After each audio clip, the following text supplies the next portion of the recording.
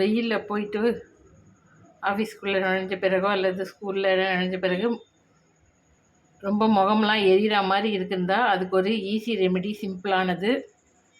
முகம் கழுவ வேண்டிய அவசியம்லாம் கிடையாது.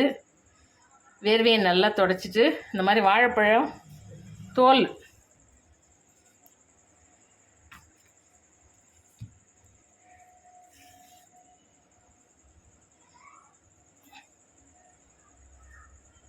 தோல் எடுத்து நல்லா நீங்கள் முகத்தில், கையில் இதெல்லாம் தேய்ச்சிக்கலாம். இது நல்லா சில்லுன்னு ரொம்ப நல்லாயிருக்கும், இதமாக இருக்கும். அந்த வெயில் அனலுக்கும் அதுக்கும் ஃபேஸ்லாம் வாஷ் பண்ணணுன்னு கூட அவசியம் இல்லை, அந்த அளவுக்கு இதுவாகாது. ஆனால் நல்ல எஃபெக்ட் கொடுக்கும். வாழைப்பழத்தோல் வச்சு நீங்கள்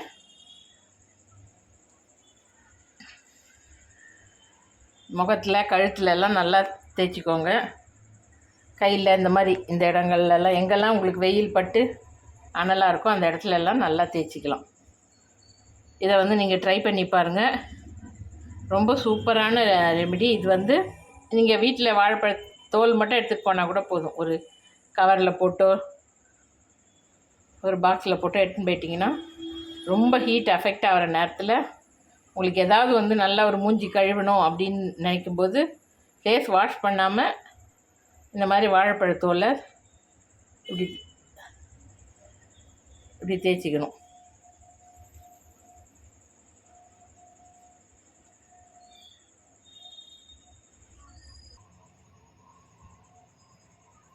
இந்த மாதிரி தேய்ச்சிங்கன்னா ரொம்ப சில்லுன்னு நல்லாயிருக்கும்.